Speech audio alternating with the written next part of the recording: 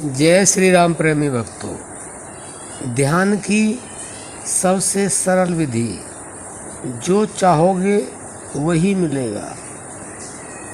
बंधुओं, यह बिल्कुल सच है।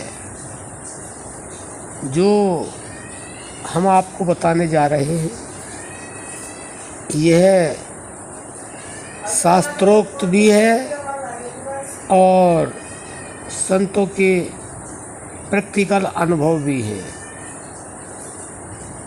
ध्यान की बहुत सारी विधियां हैं, यूट्यूब पर लोग बताते ही रहते हैं और लोग सुनते भी हैं, लेकिन यह जो हम बताने जा रहे हैं वह वास्तव में ही सबसे सरल भी है और इससे जो चाहोगे वह आपको मिलेगा। लेकिन केवल आप सुनते हैं और हम बोलते हैं, इससे कुछ होने वाला नहीं। हमारे बोलने से और आपके सुनने से होने वाला तब होगा जब हम बोलेंगे, आप सुनेंगे और आप उसको जीवन में उतारेंगे, यानी कि उस चीज़ का आप अभ्यास करेंगे। लेकिन अभ्यास भी निरंतर, ये नहीं अभी आपने कर लिया, 2 दिन 4 दिन महीने 2 महीने कर लिया। लगातार का मतलब है निरंतर। इसके लिए भगवान श्री कृष्ण ने बिल्कुल स्पष्ट कहा है। अर्जुन जब युद्ध कर रहा था तो अर्जुन तू युद्ध भी कर और निरंतर मेरा सुमिरन कर। तो अर्जुन ने पूछ ही लिया, भगवान युद्ध तो मैं कर लूँगा लगातार, लेकिन आपका सुमिरन कैसे करूँगा, और 2 काम इकट्ठे हो नहीं सकते। तो उन्होंने उसको समझाया और उपदेश किया कि मैं तुझे वह ध्यान बताता हूँ और वह इतना सरल है कि आप युद्ध करते हुए भी और आप ध्यान कर सकते हैं, मेरा सुमिरन कर सकते हैं। तो आप बिल्कुल एकाग्रचित होकर के सुने। तो कौन सा ध्यान बताया था, कौन सी विधि बताई थी जो सरल भी है, सर्वोत्तम भी है, सहज भी है और उससे जो चाहोगे वह आपको मिलेगा भी। वह अनजाने में सभी लोग जानते हैं और जो ज्ञानी जन हैं जो जानते हैं वो तो जानते ही हैं और करते भी हैं। तो जो जितना करता है उतना उसको प्राप्त भी हो रहा है और होता रहा है और होता रहेगा। तो ध्यान की जो सबसे सरल विधि है वह है प्राण जप। अब आप यह भी समझ लें, वैसे सभी जानते हैं कि प्राण जप क्या है, लेकिन और स्पष्ट तरीके से बता देते हैं। प्राण जप है हमारी श्वास, और श्वास सबके पास है। ऐसा कोई इंसान संसार में नहीं है जिसके पास श्वास नहीं है, और जिसके पास श्वास नहीं है वह इंसान है ही नहीं, वह तो मृत एक मिट्टी का शरीर है। तो वह श्वास सबके पास है और वह ही हमारे शरीर में निरंतर है। क्योंकि अर्जुन ने पूछा कि निरंतर कैसे होगा ध्यान, तो यह भी भगवान ने बताया कि निरंतर तेरे शरीर के अंदर श्वास है, हर श्वास के द्वारा और तू ध्यान कर। फिर पूछा गया श्वास के द्वारा कैसे ध्यान किया जाए, तो उन्होंने स्पष्ट रूप से बताया कि श्वास को मन से देखना ही निरंतर ध्यान है। लेकिन लोग समझते ही नहीं, इतनी स्पष्टता से बताते हैं संत, लोग समझ ही नहीं पाते हैं। जबकि साफ लिखा गया है कि संतों की वाणी अटपटी, झटपट लखे न कोई, और जो कोई झटपट लखे तो तुरंत ही दर्शन हो। तो संतों की वाणी अटपटी होती है, लोग समझते नहीं हैं, और जो समझ लेते हैं उन्हें परमात्मा का साक्षात्कार तुरंत हो जाता है। तो ध्यान की सबसे सरल, सर्वोत्तम और निरंतर विधि केवल और केवल आपकी श्वास है। अब श्वास से कैसे ध्यान होगा?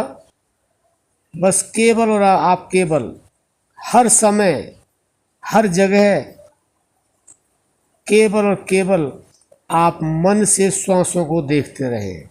आप कोई भी कार्य करें, किसी भी तरह का कार्य करें, सांसारिक करें, परमार्थिक करें, आध्यात्मिक करें, कोई भी कार्य करें, केवल हर समय आप हर स्थिति में मन से श्वास को देखते रहें।